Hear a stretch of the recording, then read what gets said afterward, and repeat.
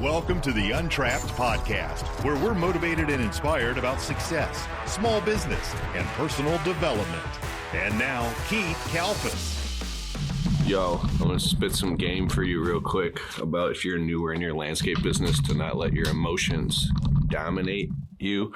You got to pull that emotional thing out. Here's what I'm talking about. So when you start, if a customer calls you with something that's like to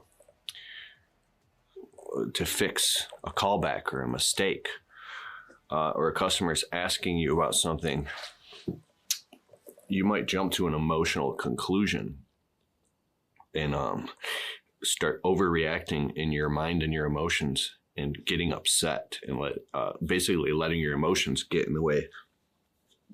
I'll tell you what happened. We're doing spring cleanups and mulch. Boom, boom, boom, boom, boom. Shrub trimming, spring cleanups, mulch. It's that time of year. And when it rains a lot, weeds grow like crazy. Especially like in Michigan, if the humidity is right, weeds will go nuts. And so you could, have just done a spring cleanup and put down mulch. And I have a customer sending me a picture. I don't say anything about my actual customers. That's unprofessional, but I'll tell you a story, right? But a customer, one of my favorite clients, messaged me like, bro, you just put down, you did the spring cleanup and you did all this mulch and there's literally already weeds coming through the mulch, right? And so the customer who I respect very much sent me pictures of these weeds coming up and instantly this old part of myself, like young landscaper Keith, had an emotional response. Like it felt like a weight going on my shoulders of, as though if I was like I did something wrong or something, or the customer might have thought that I cut a corner or I skipped a step or I did something wrong or that I was being dishonest. All those defensive protector emotions came up just in an instant. But new Keith was like, wait a second, that's old Keith talking. Let me just look at this objectively. And what I found when I just took a breath and I read the customer's text message and looked at the pictures and I zoomed in on the picture, I could see that the weeds on the left of the garden bed were actually creeping myrtle. They're a friendly ground cover weed like Pachysandra, creeping myrtle, stuff like that. There's a bunch of different kinds. I won't get into that here, but and then, so the weeds all the way to the right, there was a few of them, like literally like maybe 5 or 6 little weeds. And those are called prickly lettuce. They're these stubborn little weeds that come up in the spring. They're soft. They look kind of like lettuce, almost like romaine lettuce with little prickly things. And to get them out, they just rip off, but you have to actually get them by the root. And they grow in these type of temperatures, right? When it's springtime and humid. Now in the hot summer, they don't grow as much unless there's heavy rains. But they just kind of, I don't know, what do they just burn out, we call it, right? Now, the next thing was there was a little bit of weeds. I'll get to the point of this because I want you to understand this, especially if you're new or your first 1 to 2 years of the business, and this will equip you mentally and emotionally.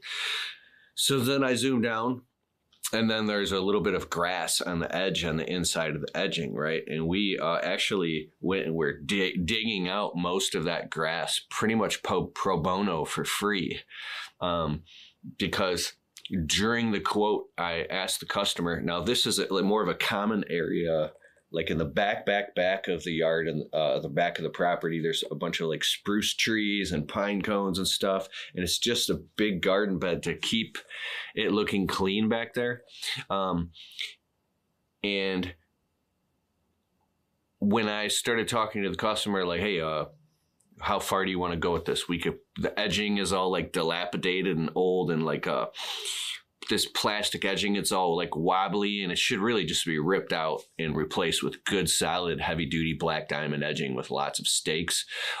We don't like to put weed barrier fabric down underneath mulch. It doesn't make any sense. It's crazy. A lot of landscapers hate it. I get it. If you put mulch on top of weed barrier fabric, it's going to keep the weeds down for a long time.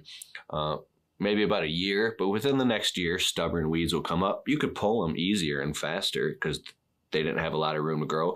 But by the second, third, fourth year, the mulch on the bottom layer starts condensing down and breaking down, turning back into kind of topsoil, and then now you got weeds again. So I advise against it. Some customers insist. They're like, I want to pay you to put down, and a lot of landscapers argue with me. I'm just making my point here, to put down fabric and mulch on top of it, because if that buys us 2 to 3 years of no weeds, it's worth it to us. I'm like, all right, as long as you understand that weeds are weeds, and they want it, they like it, I do it. A lot of people argue with me, and maybe I'll change my mind and stop doing it altogether and just tell the customers we don't do that. So I'm still kind of iffy on that part about the customer says they want it, but it's because I think, now that I'm thinking about that, part of it doesn't want me having the customer blaming me for weeds coming up. It's a monthly thing. When I worked for one of the most prestigious landscaping companies in Michigan, we have monthly garden maintenance clients that just understand it's weeds are weeds, right? And so I live in Michigan, and like this, I'm not talking about my client here, and I know I'm digressing a little bit, but we have clients that are like constantly upset and emotionally upset because there's weeds growing in their garden beds, and they're like blown away. But I'm not talking about my client. My client's awesome. But some of these people are blown away, yet they don't want to spend any money when it comes to doing the maintenance, and they're just sick of it. And there's like these weeds. It's like emotionally attached to them. And so I'm like, okay, we could put down fabric and redo the garden beds and literally install decorative stone. And I know you won't have any weeds for a long, long, long time. And as long as you're doing a spring and a fall cleanup and all the leaves and stuff isn't starting to, it's not staying on the beds and then breaking down and decomposing and then settling into the rocks with all the stuff falling, and then weeds will grow again, right? It's maintenance. And another thing is I don't have the license to spray herbicide, and I don't. So that's why I don't tell the customer, oh, we could just dose it all with Roundup or something like that. That's not my thing. So with all that being said, I had to read this message and look at pictures of a few weeds popping up, not a whole lot. And here's another thing. When you put down fresh mulch in the spring, there's this stuff, it's called dog vomit mold, or it looks like, let me know in the comments below, it almost looks like scrambled eggs that starts growing and multiplying. When it rains a lot, this type of mold will cross-pollinate and get in. And I've had customers calling me, like this one restaurant that we do. I mean, a beautiful restaurant, nice landscaping, and the owner's calling me, freaking out. He's cussing. What the F? Oh my gosh, we got customers coming in. It looks like there's vomit all over the garden beds. What is in this mulch? And back then I had an emotional reaction. Oh, I don't know. And I start calling around doing research, and it's literally what I just said. It's just a simple mold. It's a fungal, and it's not actually even harmful. It's very mild mold, and it spreads quickly, and it actually dies off quickly once it's exposed to dry heat in its arid environments. So what you do is you just literally get gloves, or you can get like a poop scoop thing and go around, and you could just scoop it out and go around and spot treat. So we ran over to the restaurant immediately, 8 o'clock at night. And we cleaned it all up, and it didn't come back at all. And then as I was going around the neighborhoods, and because my eyes were tuned to this now, I was seeing it growing in all type of people's garden beds. I heard people complaining about it. Then another customer we installed this mulch for, it happened for. But then I was able to, the next time, go, wait a second, I've seen this before, and say, oh, it's a funny name. It's scrambled egg mold or dog vomit mold. It's not harmful. It's just a simple mold. And I call my friend a certified arborist, Daniel Miraval. He's a board certified master arborist, one of like 800 in the world. Or I'll call like Austin Douglas from Ditch the Itch, who's a certified arborist. I mean, not only are they arborists, they get into like botany, horticulture, and they learn a lot about pests and pest control. So when you take all these classes and get certified, you learn about infestations and disease and monocultures and all this different type of biospecies and mold and fungal infections and rhizosphere and cytosphere canker and oak wilt, and all these things. Like, you become pretty educated. When your brain is tuned to that, then you can give an educated answer to your customer that's very calm. Like, oh yeah, that happens once in a while. It's not a big deal. It's because it's raining so much. It's mold. We can just pick that up real quick, and it usually doesn't come back unless this rain stays like crazy, but we'll just keep an eye on it. It's not a big deal. Did you feel that? It's like different. So taking all that with this customer, I'm looking at the text message, and I'm zooming in on these weeds, and I'm like, well, of course there's weeds. So I didn't say that to the customer. It's springtime. Like, but here's the thing. You do a spring cleanup sometimes before the sun and the rain really starts hitting. It's still really cold out. So these weeds haven't gotten a chance to pop up yet. It's just not the perfect time. Like, April showers bring May flowers. So it's freezing in April in the Midwest. It's still not summer yet. You might get a nice day here or there. And then now all of a sudden, come May, that hot sun with the rain and the humidity, boom, weeds everywhere. So you just did a spring cleanup. What does a spring cleanup consist of? Blow out all garden beds from leaves, sticks, litter, debris.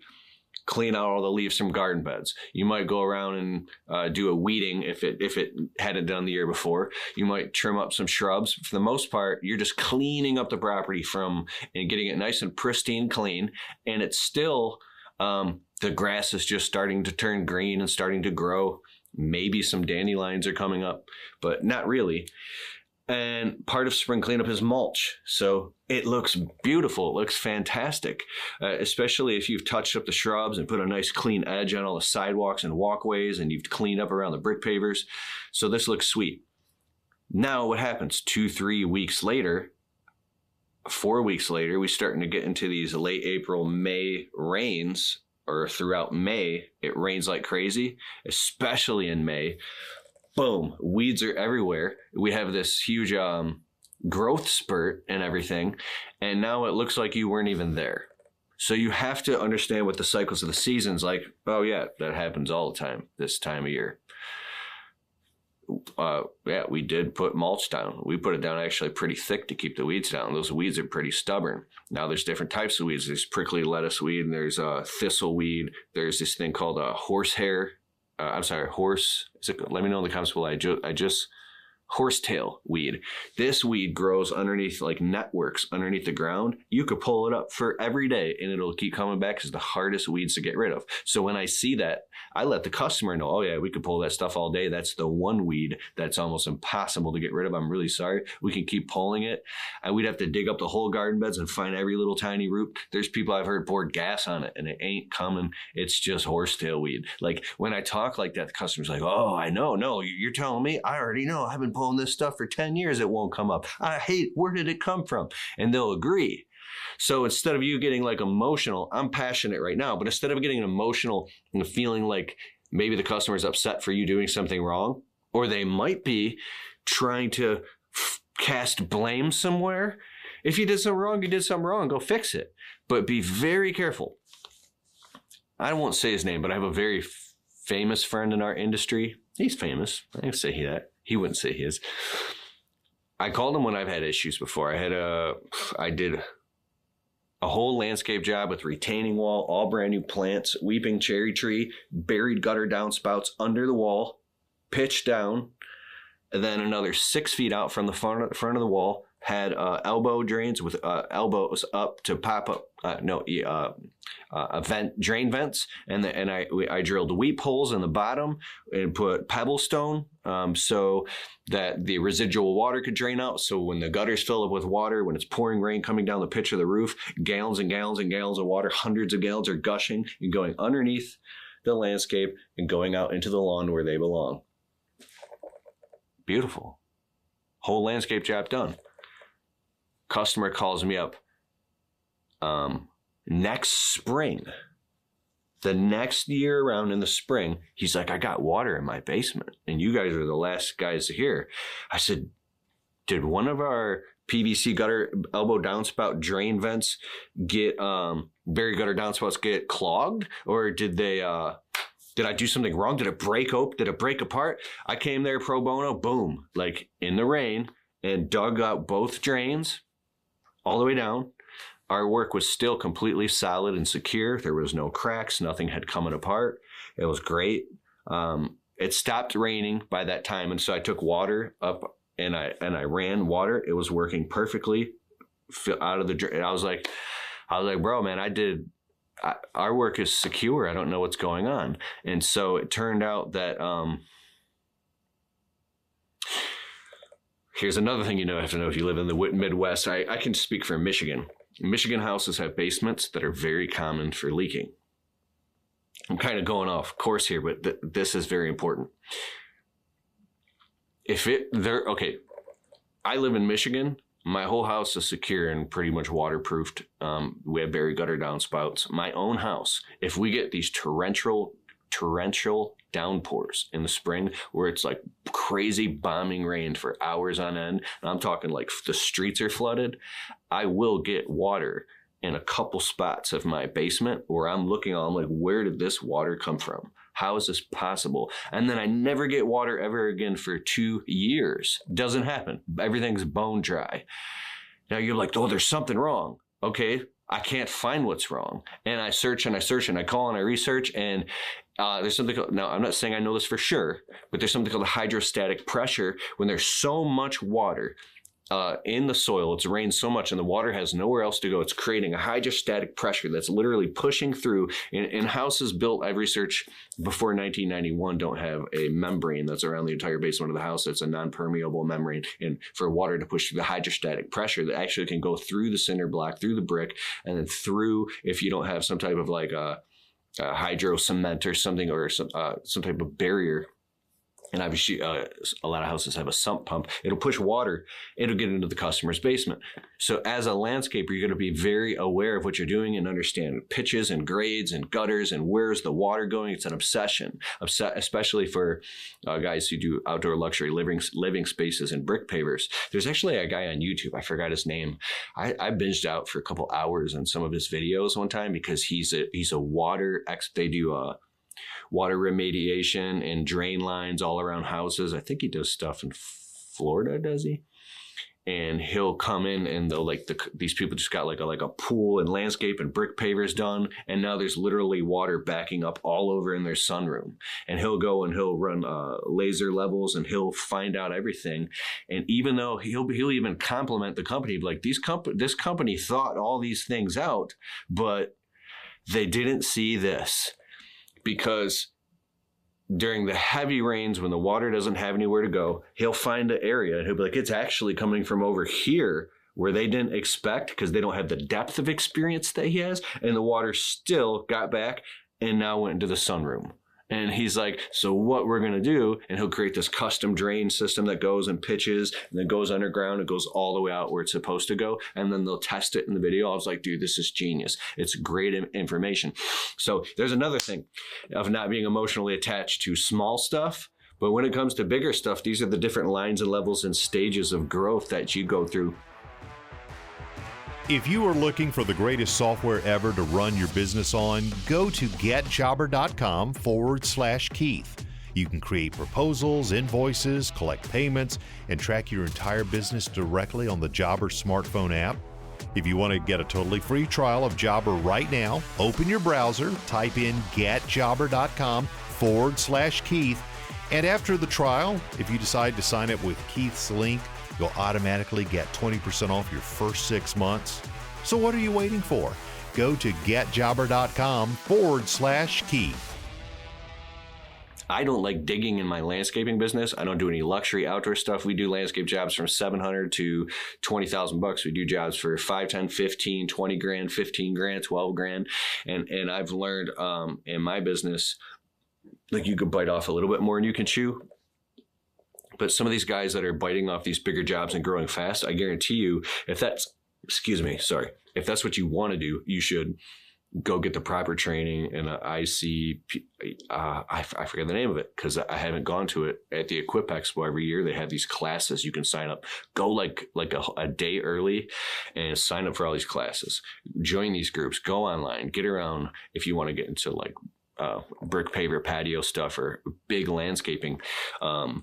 Learn about where water goes and get very educated and start out small and work your way up and get the right advice and the right counsel, because it's a huge honor to be able to step foot on people's properties. And it's a very serious,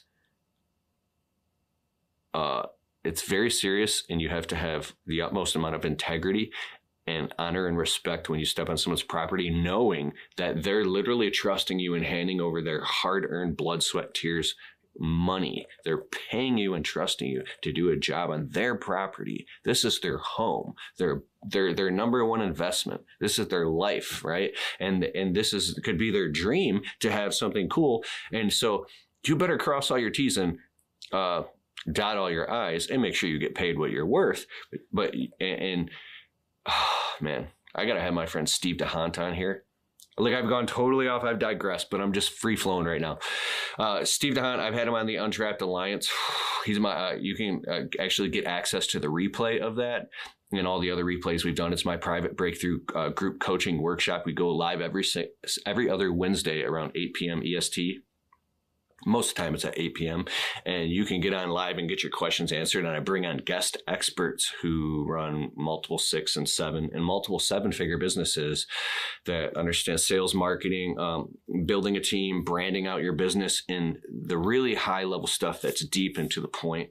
That's keithkalfas.com/alliance. If you become a member, you get to be a part of our private group, and then you go live with us on Wednesday and be part of our we go live, and then you will be in the chat participating in anything that you want to know. You can ask the experts in real time and work with them on whatever issue you have, and then you instantly get access to all the replays. Like in the one we did was with Mr. Steve DeHant. He's a good friend of mine. He owns a multi-million-dollar landscaping, brick paving business, and his sales process is fire. He has so much confidence with sales that when he sits down with the customer, it comes from a place of confidence and conviction, and they show all the proof of why they're the best company to go with, possibly versus the other companies. Like, they're just showing who they are in the utmost level of integrity. But here's why I'm saying I'm tying all this back, not just to sales. It's because just for another reason, my friend Steve, bro, this dude tells me stories of landscape jobs he's been on where, like, they built some, I don't know, something like a $40,000 brick paver wall, and for some reason he didn't know, the wall failed and collapsed, and then he built it again and it failed and collapsed again, and he built it and it failed and collapsed again. Now this guy is hot. He understands his stuff, but the nuance of the job of what he was doing, there's probably something going on that was different with the ground, or something that he hadn't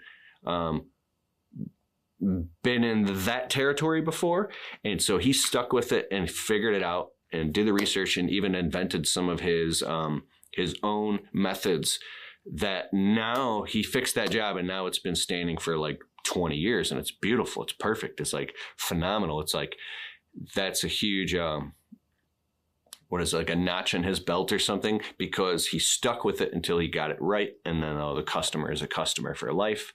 And so you go through pain and suffering and trial and error, and you learn mistakes, and you earn your stars and stripes by sticking in it and getting educated and getting the right answers and never quitting and never giving up.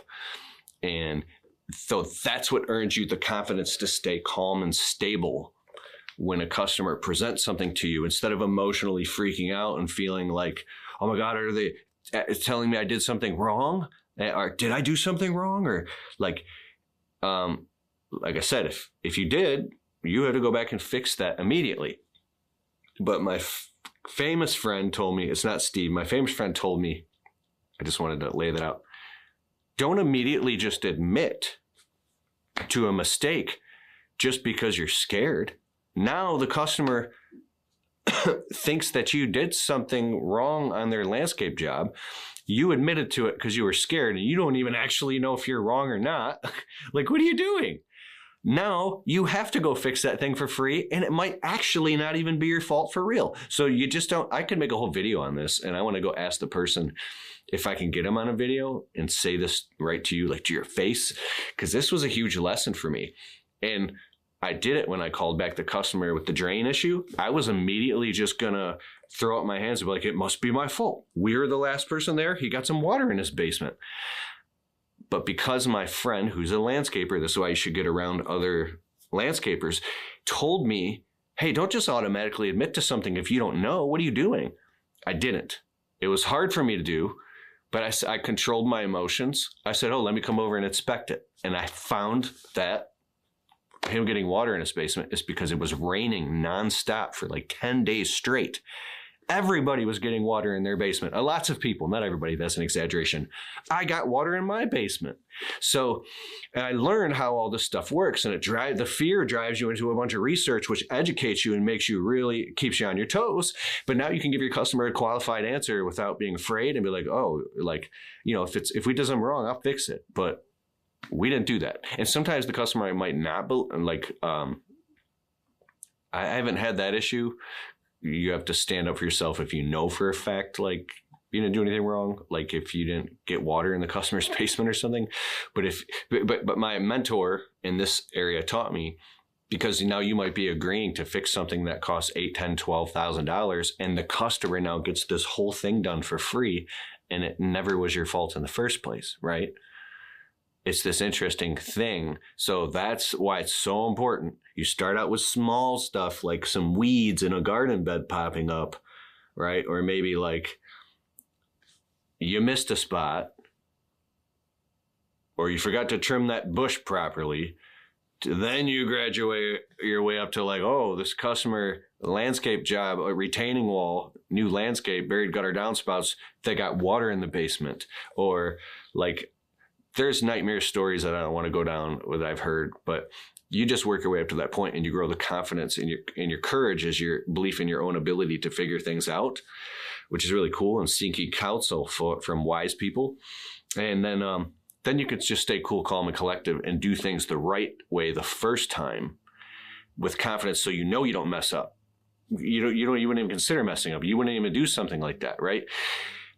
And you charge appropriately to afford yourself the time to slow down a little bit and do it the right way the first time. If you're running a business with prices so low that you feel so rushed that you feel like you have to cut corners and you're in anxiety, you have to stop that. Like, stop that right now, immediately.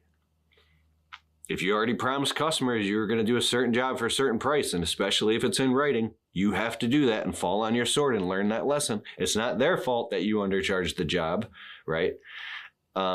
But from right now, this moment moving forward, you got to have a conversation with yourself. Be like, that's it. I got to get educated on this. I got to raise my prices. I got to make sure. And there was a moment for me. I said, that's it. It was years ago. I'm only doing the best work for the best prices, like the high quality work for prices. And that also means if you're walking around your property with the customer, any little thing that pops up, you don't skip over it. You address it right there, right now. You're like, what about this? You want to go ahead and get this thing fixed? Or do you want to leave that alone? Is that like in your budget right now to get this thing? Like, say there's a garden bed, you're going to redo it, but there's a big stump in the middle of the garden bed. What about that stump? Do you want us to grind that thing or call someone to get that ground out for you and clean it all up? Or you want to leave it there for now? What do you want to do? How much is it going to cost? $500. They're like, leave it there for now. Okay, so leave it there for now. It could be verbal, but it could be in the contract. Do garden bed, leave stump, which means, so we're doing this, which is included, which means what's excluded? It means we're not doing the stump. That's excluded, verbally and in writing. Now, the customer can be like, hey, I thought you guys were going to remove that stump. And then you're like, oh, shoot, the customer automatically assumed that we were going to remove that stump for $500. I never agreed to that, because they just imagined and they thought it. Maybe you didn't talk about it, or maybe you talked about it real quick. And you said, oh, yeah, and you went over it. And you're like, whoa. So, and now you got a problem. I did like a landscape job for like $8,500. The customer wanted all this done with the garden beds, rip out these few old trees, and then put some new arborvitaes and the racks. It was beautiful. Whole time, there was another garden bed on the other side of the yard that looked just like it, but much, much, much smaller. We never even talked about that garden bed over there.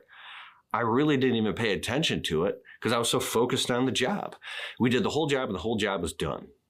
Then, when we finally did the final walk around of the property, and I was getting the final payment, the final deposit. Everything looked beautiful. I noticed literally 20 feet over on the other side, or 25 feet over there from the edge of this garden bed to that, there was that other little garden bed that was never even touched. We never talked about redoing that one over there. Just like we didn't talk about redoing that one over there. But it was close to it in proximity. And I was like, whoa, I hope the customers didn't automatically assume that that was part of the job. We never even talk about that.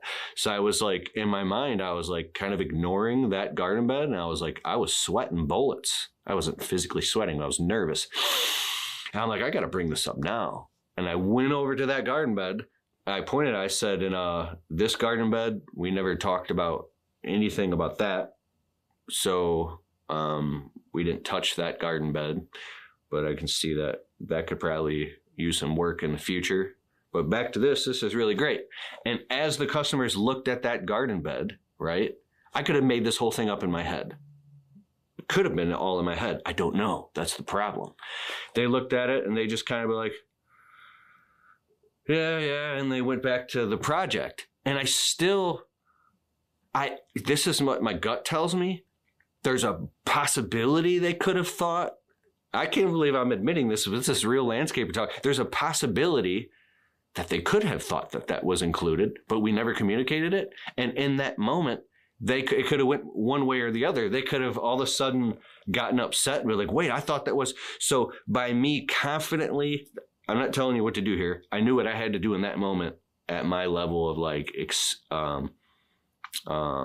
which I've always strive and take a lot of pride in my integrity. But in that moment, I felt the right thing for me to do to protect myself was to be like, and that we never even talked about doing that, or I said something the right thing for the moment to reinforce that I consciously was aware that we had never talked about it, right? And for them to go, I wasn't trying to insert something in their head. I was just reaffirming myself. I feel like I'm like defending myself or something. And they could be like, yeah, we didn't talk about that. So,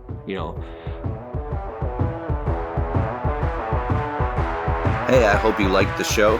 And if you like the Untrapped podcast and you get value from it, can you please take a minute and go over to Spotify and leave it a well-worded positive 5-star review? It helps boost the rankings on Spotify so the show can get to more people.